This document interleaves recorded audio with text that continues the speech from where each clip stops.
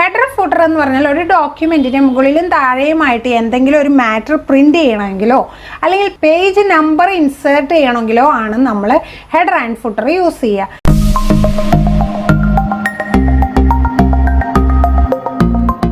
Custom header എന്നുള്ള option കൊടുത്തു കഴിഞ്ഞാൽ നമുക്ക് അതിൽ പേജ് നമ്പർ വേണമെങ്കിൽ ഇൻസേർട്ട് ചെയ്യാം. ഈ ഡോക്യുമെൻറ്റിൽ ടോട്ടൽ എത്ര പേജാണ് അത് നമുക്ക് ഇൻസേർട്ട് ചെയ്യാൻ പറ്റും. ഡേറ്റ്, ടൈം, ഇതെല്ലാം നമുക്ക് ഈ ഓപ്ഷനിൽ ഇൻസേർട്ട് ചെയ്യാനായിട്ട് സാധിക്കുന്നതാണ്. അപ്പോൾ അതിന് വേണ്ടിയിട്ടാണ് ഹെഡറും ഫുട്ടറും നമ്മൾ യൂസ് ചെയ്യുന്നത്. നമ്മൾ ചില ബുക്കുകളുടെയൊക്കെ മുകളിൽ അതിൻ്റെ പേര് ചെറുതായിട്ട് എഴുതി കാണിച്ചിരിക്കുന്നത് കണ്ടിട്ടില്ലേ? അങ്ങനെയുള്ള സംഭവങ്ങളൊക്കെ കാണിക്കാനാണ് ഈ ഹെഡറും ഫുട്ടറും യൂസ് ചെയ്യുന്നത്. ഹെഡർ ഫുട്ടറിൽ എങ്ങനെയാണ് പേജ് നമ്പർ ഇൻസേർട്ട് ചെയ്യുന്നതെന്ന് ഞാൻ കാണിച്ചു തരാം. കസ്റ്റം ഹെഡർ എടുക്കുക. കസ്റ്റം ഹെഡർ എടുത്തതിന് ശേഷം ഈ പേജ് നമ്പറിൽ അതിൽ ലെഫ്റ്റ് സെലക്ഷൻ ഉണ്ട്, സെൻറ്റർ ഉണ്ട്, റൈറ്റ് ഉണ്ട്.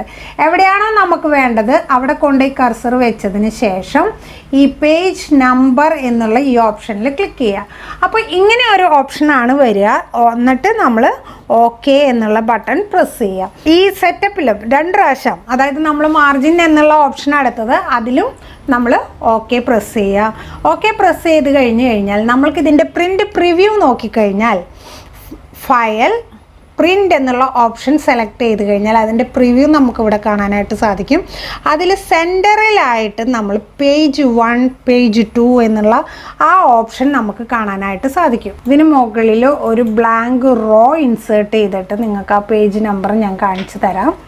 ഇനി നമ്മൾ ഫയലിൽ പ്രിൻ്റ് എന്നുള്ള ഓപ്ഷൻ പറയുന്നു. കണ്ടോ പേജ് നമ്പർ വന്നത് കണ്ടോ? ഫസ്റ്റ് റോ അതിനോട് മുട്ടി നിന്നതുകൊണ്ടാണ് നേരത്തെ ഈ പേജ് നമ്പർ വിസിബിൾ ആവാതിരുന്നത്. ഇപ്പോൾ കണ്ടില്ലേ, പേജ് നമ്പർ വ്യക്തമായിട്ട് കാണാനായിട്ട് നമുക്ക് സാധിക്കുന്നുണ്ട്.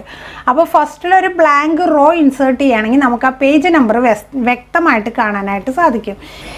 മറ്റൊരു വീഡിയോയുമായിട്ട് വീണ്ടും കാണാം. നന്ദി, നമസ്കാരം.